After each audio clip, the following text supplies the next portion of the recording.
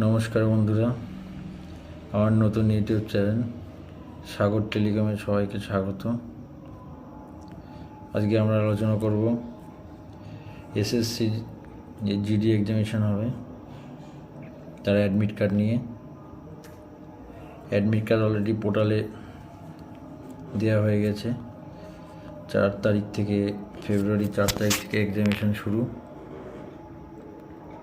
25শে ফেব্রুয়ারি পর্যন্ত চলবে। তো আমরা দেখাবো কীভাবে তোমার অ্যাডমিট কার্ডটা ডাউনলোড করবে এসএসসির ওয়েবসাইটে গিয়ে।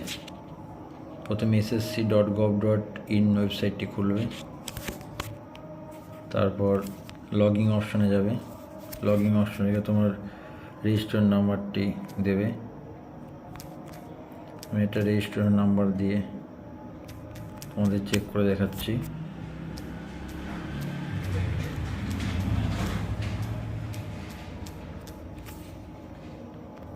রেজিস্টার নাম্বার দিয়ে তোমাদের এখন লগ ইন করবো।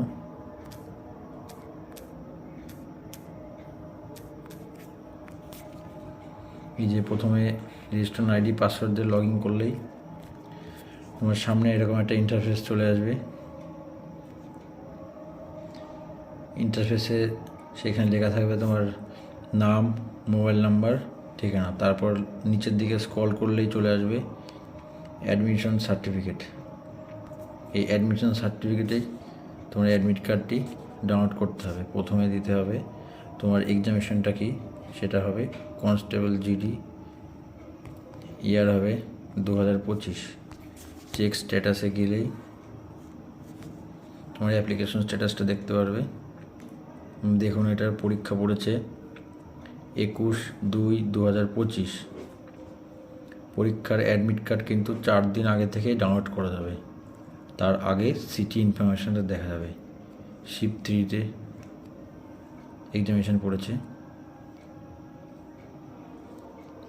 4 দিন আগে থেকেই তুমি এক্সামিনেশন স্ট্যাটাসটা দেখতে পারবে।